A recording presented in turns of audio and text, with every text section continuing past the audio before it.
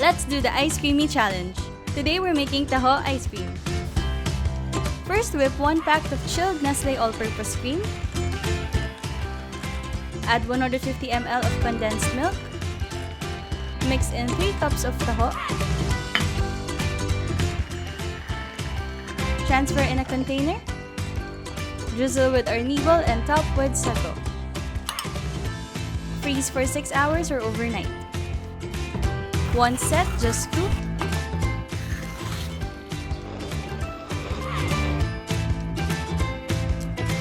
Drizzle with more ARNIBAL and top with SAGOI.